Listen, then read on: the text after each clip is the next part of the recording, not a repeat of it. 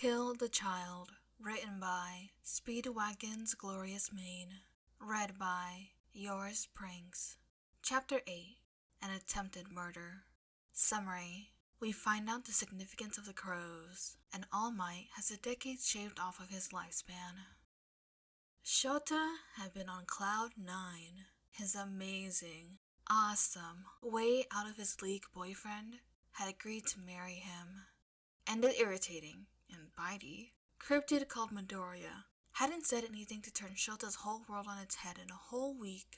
Hell, Shota's patrol last night had been quiet and hadn't run into overtime, so he'd even been able to get a decent amount of sleep. So to say that things were definitely looking up for him was a huge understatement. Unfortunately, all good things had to come to an end. Shota had known this, had known that something would come along and ruin his mood. In fact, he had been waiting for it to happen.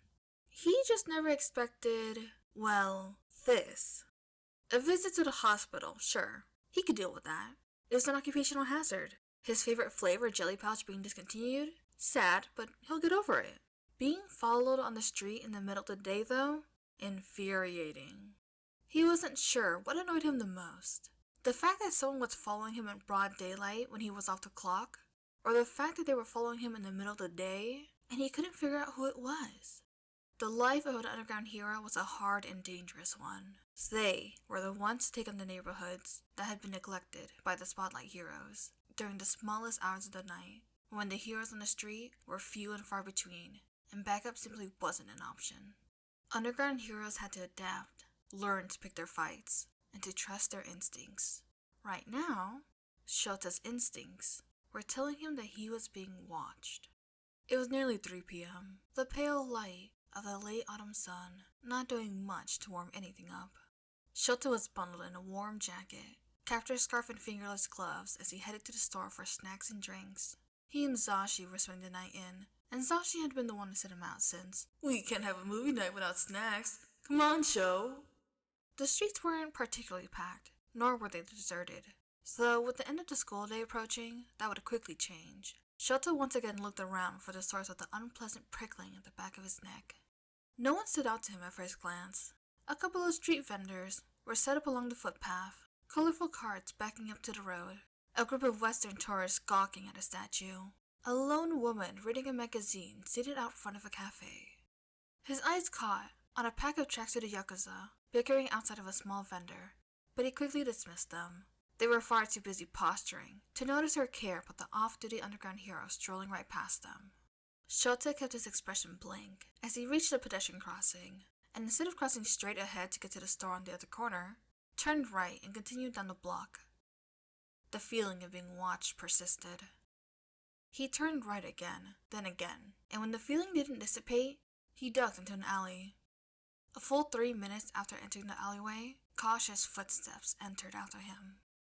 Shota didn't hesitate. He ambushed the person. From his hasty perch on a second-story fire escape, his capture weapon flew out, heading straight and true for the silhouette at the entrance to the alleyway, only to be intercepted by a dark blur flying through the air.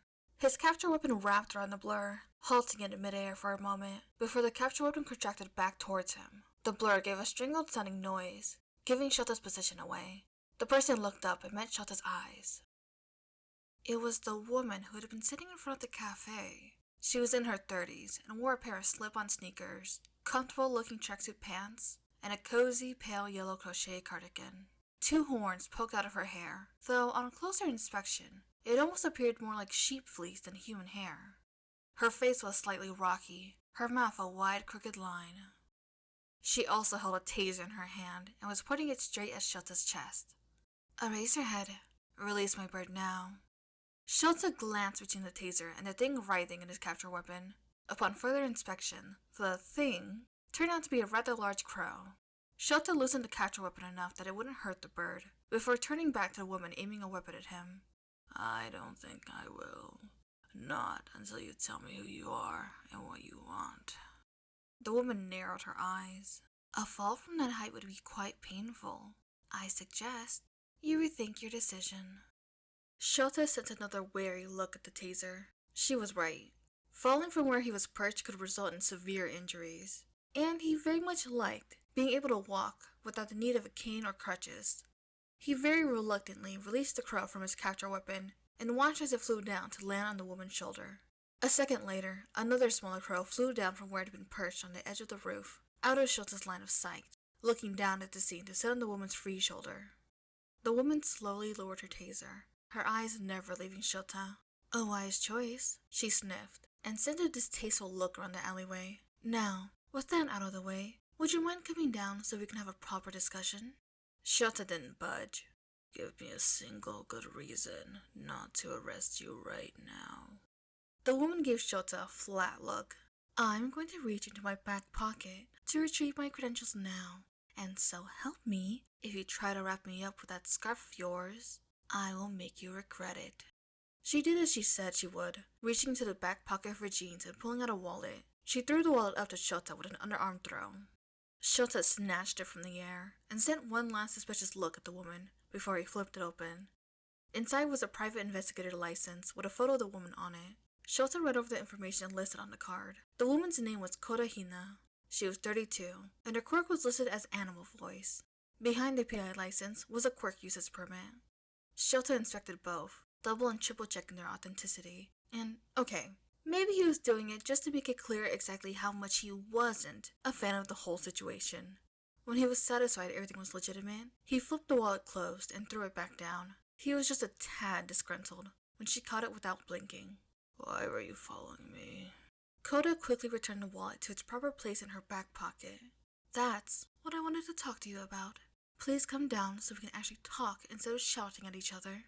He hesitated a moment longer, before finally, Shota started to make his way back down to ground level. Once his feet were safely back on the ground, he reeled his capture weapon back in around his neck and shoulders, and gestured with his hand to the entrance of the alleyway. "After you." Shota didn't take his eyes off of her as they exited the alleyway. The two crows stared back, far too much intelligence for a regular animal bleeding through their beady black eyes as they glared at him, leaving Shota feeling unsettled. The fact they had both turned their heads a whole 180 degrees only added to the effect. Both were wearing small black plastic bracelets on one of their feet, each with a large plastic button. Shota only wondered if they were some sort of tracking devices. They ended up at a place that was a mix between cafe and fast food restaurant.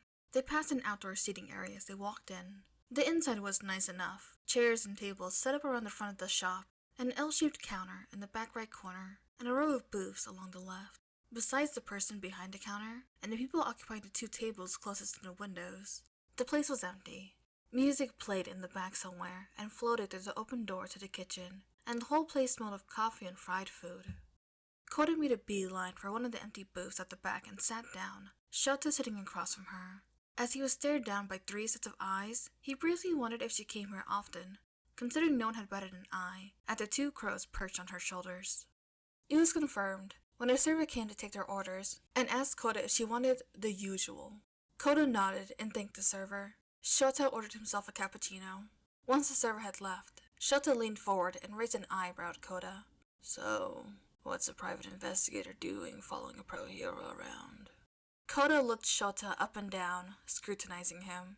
"I'm your protection detail." Shota gaped at her. "I beg your pardon?" A pro hero needing protection? It was ludicrous. Generally, it was the pro heroes doing the protecting, not the other way around. Koda shrugged. "Yeah, I don't get it either. When my client asked me to watch over you, I thought it was a joke. I spent the last 8 weeks trying to figure it out, but I've got nothing." Shota held up his hand. "Hold on. Wait, what do you mean you've been watching me for 8 weeks? Surely she was exaggerating. He'd only noticed her watching him today. There was no way she'd been watching him for so long without him noticing. Koda's lips curled in a small, smug smile. "I'm good at my job." Shota shook his head. "How didn't I notice?" Koda actually looked like she almost felt bad for him then. No one ever suspects the crows and the pigeons and the stray cats they see every day to be watching and reporting back to someone. Shota stared at the table as he went back over the past couple of weeks. He had noticed that there had been an increase in the number of crows hanging around his apartment that he chalked up to someone feeding them, and that cat that had been following him up trouble that was too well looked after to be a stray. He thought it just one of the cat trays he carried in one of his belt pouches. Hizashi had even complained about pigeons shitting all over their balcony. Shota leaned back with a quiet curse. What he didn't get was who thought he was important enough to put a guard on. His immediate thought was of Midoriya. Just didn't fit. If Midoriya could hack into the HPSC's secure database, surely hacking into every piece of technology Shota's even spared a glance at wouldn't be an issue. As if reading his thoughts, Koda shook her head. I asked about this position when I first got it, and all I got was that it was classified. Who hired you? He asked. That's the part that makes the least sense. She frowned. Why would All Might care about an underground hero? Shota's whole body jerked in shock. What? One of the patrons on the other side of the room and the woman behind the counter looked at Shota sharply, but he hardly noticed. He leaned forward and stared intently at Koda. Tell me everything about how and why you were hired to watch me. Koda scrutinized him for a few seconds, clearly weighing on something before he sighed. Well, first things first. I may have left a few things out when I was introducing myself. She dug into her bag and pulled out another wallet. This was the wallet she used day to day. It held her cash and cards. It also held her reserve hero license. Shota's eyes widened when he looked it over. You're a Whisper. She was a legend in the underground scene. She retired not long before Shota graduated UA, after a short but prolific career. She single-handedly took down an entire Yakuza, and 2 separate human trafficking rings over the course of her career. Don't even get Shota started on all the drug operations she razed to the ground. She was the queen of the underground. Her reign may have ended, but that fact didn't make Shota's sudden urge to bow before her disappear. Whisper nodded. I retired from hero work 6 years ago to become PI. Better hours, better pay, and less chance of finding myself chopped up and stuffed in a suitcase in a dump. If you ever get the chance to retire, I recommend it. She took a deep breath. 8 weeks or so ago, I was approached by Sir Night Eye on behalf of his boss. It took Shota a second to place the name of the sidekick, but when he did, his eyes widened. Wait, Night Eye? He pulled out his phone before Googling the man. When the pictures loaded, he let out a groan. I met him once. He didn't tell me his name and I didn't recognize him. He thought back to that fateful car ride. God. Oh God. The blonde male stripper wasn't a male stripper after all. That was goddamn All Might! The server reappeared then, placing Shota's cappuccino in front of him and Whisper's black coffee in front of her. The server gave a short bow before heading back behind the counter. Shota barely noticed her, too busy having a crisis. Whisper looked concerned. You okay over there? No, he croaked out. Oh God, he had the symbol piece's personal number. Do you know why the big man wants you under protection? Whisper asked, taking a sip of her coffee. Shota played the interrogation over in his head with new eyes.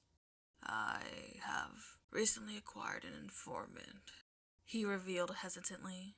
Whisper nodded and raised her eyebrows in a cue for him to continue. Are they any good?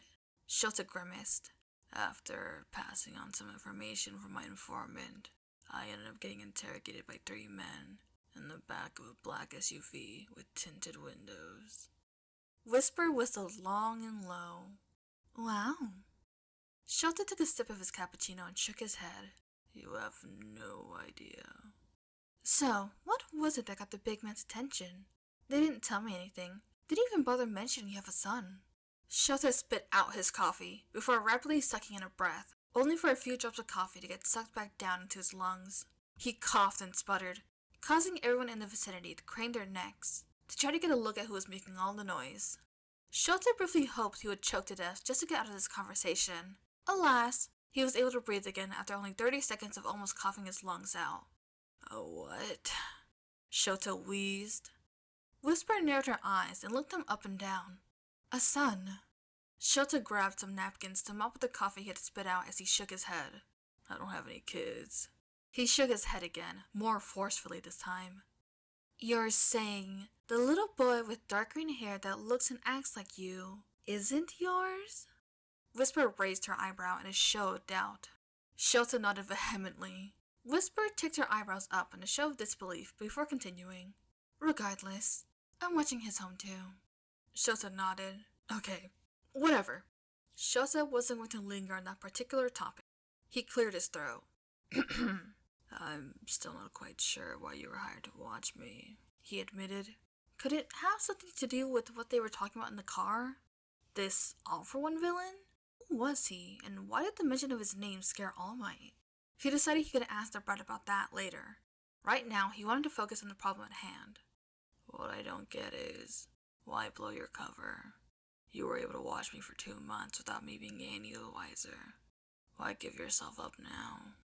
Whisper pursed her lips. I may not be a hero anymore, but that doesn't mean I lost all of my morals. I followed villains. I stalked them, learned everything there was to know about them, and then I brought them down. Doing that to someone who hasn't done anything wrong, a hero just trying to do his job, it didn't sit right with me. She shook her head. Undergrounders need to stick together, you know? She fiddled with her spoon, making it clack against the plate.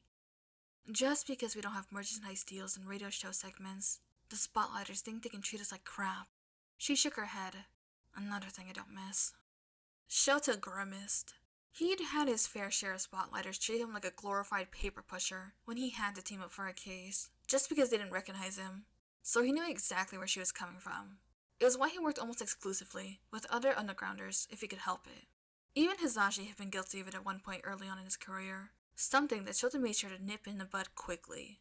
Last he heard through the underground gossip ring, Hizashi was one of the few good spotlighters that undergrounders would tolerate working with, going so far as to directly request his help on cases that required extra muscle. Shota nodded in understanding. Thank you for the heads up. I'll do what I can to make sure you don't face repercussions for this. I'm sure you're being paid a pretty penny for this job. Whisper chuckled. You have no idea. She parroted his earlier words back at him. At this rate, I'll be able to send Koji to any high school or college he wants, just by watching you walk down to the convenience and back at 3 a.m. Shota's face heated up in embarrassment, even before he managed to process all of what she had said. When it did, he tilted his head in question. Koji? Whisper froze. She obviously hadn't meant to let that slip. She watched Shota like a hawk as she elaborated. My son. He's 5. She looked past him, a look in her eyes like she wasn't really present. I have enemies that would try to hurt him if they knew about him, so I would appreciate it if you didn't mention him to anyone. That would explain why she retired so early. Shota slowly nodded. You have my word. Whisper gave him a hint of a smile. I need to head off now. If you need to get a hold of me, let my birds know and they'll pass your message along. Shota grunted his ascension and watched as Whisper left the cafe. He stayed in the booth for a few moments, just mulling the information over. Then he cursed when he realized Whisper had stuck him with the bill. He sighed as he went up to the counter to pay for the drinks. His phone buzzed in his pocket as he left the cafe. He checked it to find a text from Zashi. Babe, where are you? I'm so lonely. Shota sent him a quick reply. Fiancé. Smiling cat with heart eyes emoji. Got caught up in something, and I might be a while. 3 seconds after Shota sent the text, 3 dots appeared, telling him Zashi was typing. Fiancé. Smiling cat with heart eyes emoji. Okay, babe, come home soon. Kissy face emoji. Shota's face heated up at the sight of the emoji, like he was 16 and crushing on his best friend all over again. He quickly locked his phone and stuffed it back into his pocket as he left the cafe to continue on his original mission, buying movie night snacks. Hizashi greeted him as soon as he stepped through the door with a quick kiss. Hey, babe. He relieved Shota of the plastic bags he was carrying, placing them on the floor by their feet before he went back in for another kiss, more heated than the last. Shota returned the kiss for a few seconds before gently pushing his fiancée, man, that never got old, away. Hizashi pouted, but dutifully picked up the plastic bags from where he placed them and took them to the kitchen as Shota changed into his house slippers. Once done, he quietly patted after Hizashi to help unload the bags. For a few seconds, he debated on how exactly he should tell Hizashi what happened on his trip, eventually deciding that being straightforward and concise was probably his best option. Sorry it took so long. Turns out I'm being watched.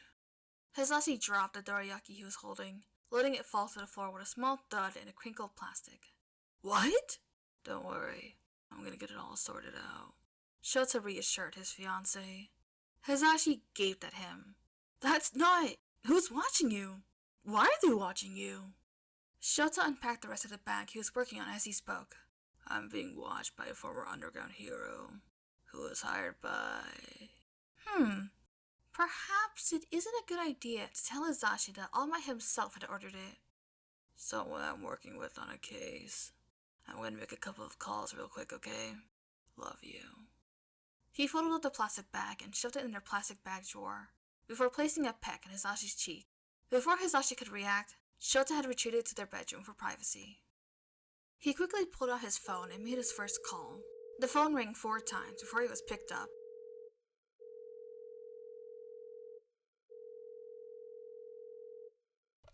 What's going on? Midoriya sounded out of breath as he answered the phone. Why do you assume something is going on? Shota asked, just to be contrarian. You hate making phone calls. If it wasn't urgent, you'd just leave me a text. So, what's going on? Shota grumbled under his breath. Did you know I was being watched? There was a beat of silence. So, about that. Shota glared at the bedside lamp in front of him. You knew. Why didn't you say anything? He couldn't understand it. Why wouldn't he tell him? Well, you see, as part of my quirk, my memory is really good. In theory, I can remember my whole life in near perfect clarity. But, well, my memory still needs to be jogged. Like looking for files on a computer hard drive and, well... You forgot to mention it. Shota asked, incredulously. Midoriya laughed nervously. Maybe. Shota shook his head. This goddamn kid. He sighed before forcing himself to move on. Do you know why I'm being watched? I only knew you were being watched. And by who, not why. Though I could guess. There was a deep metallic rattling on the other end of the line. Shota furrowed his brow. What are you doing? Climbing a fire escape to a roof for privacy. Midoriya answered. Shota's first reaction was wanting to ask if that was safe, before he remembered who he was talking to. Right. All Might hired a whisper to watch over me for my protection. Yeah, that tracks. Midoriya said. Shota waited for him to elaborate, but he didn't. Why does that make sense? All Might just found out that there is a pro hero with the ability to cancel quirks. He'll want to keep you close for the inevitable showdown with a villain who has hundreds of stolen quirks at his disposal. Shota recoiled. What are you, hundreds of stolen quirks? There was a conspicuous silence on the other end of the line.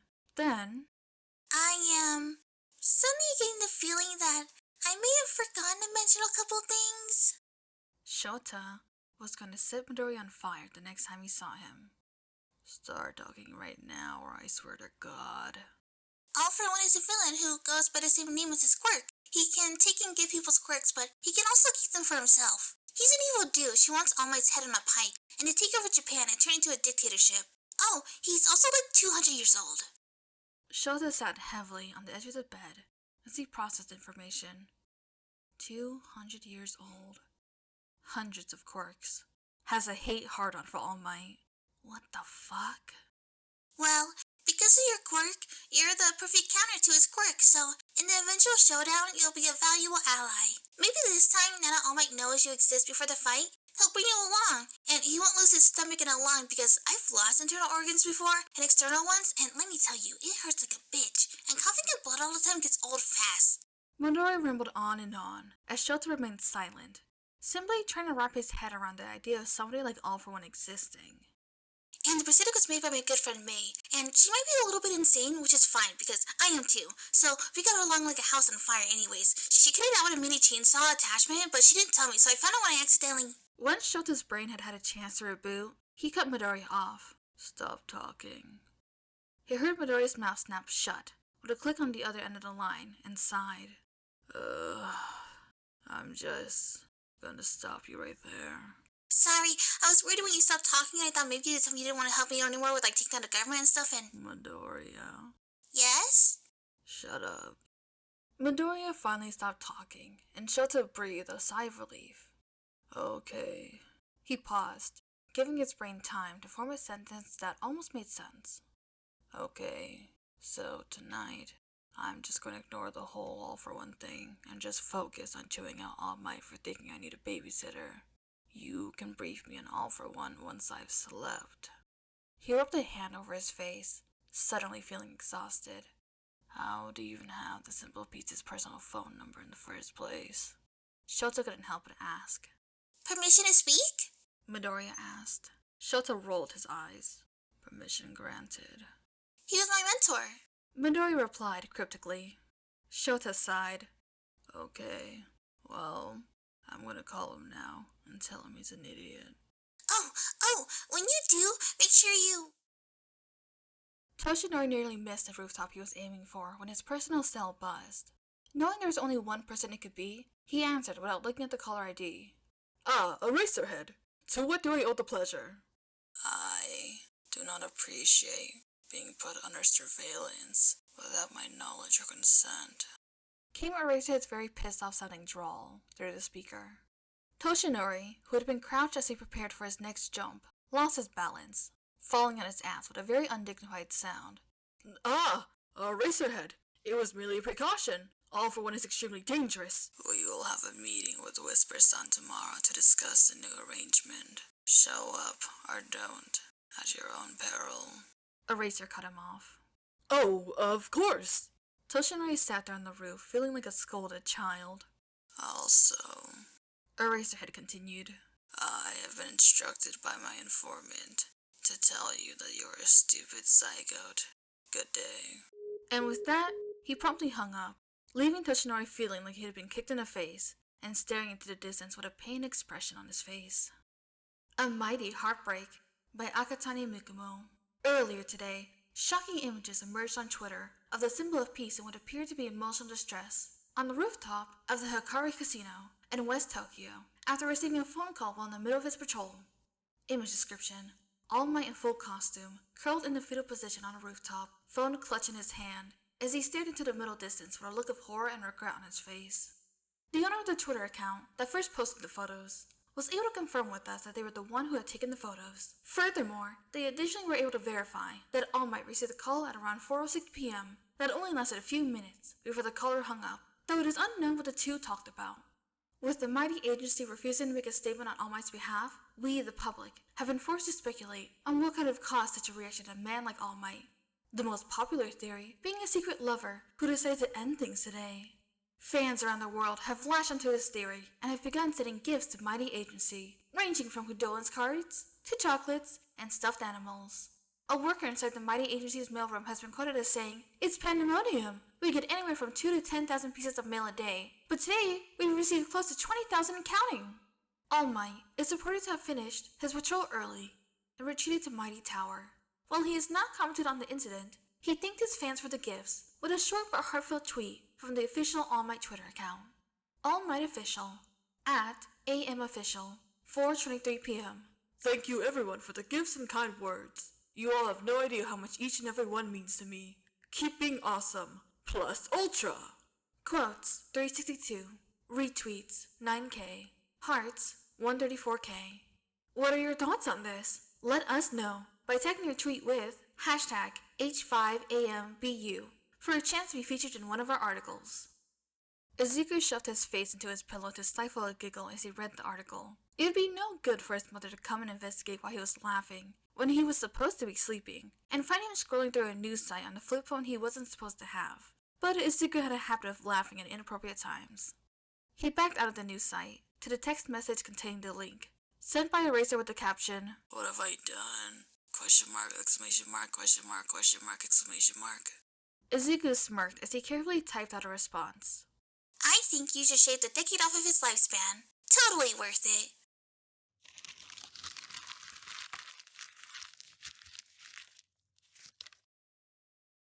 Okay, after the last chapter with the whole crow thing, I was like, this is definitely related to Coda. Probably like a parent sort of thing, parent or family. I'm so glad it was just a PI thing. Oh my god, I was so worried. I'm so glad that I was now aware that All Might is actually All Might and not just some male blonde stripper or whatever. The last interaction was very funny though. I very much enjoyed it. And of course, I hope you enjoyed this podfic. I will see you when I do. Toodaloo!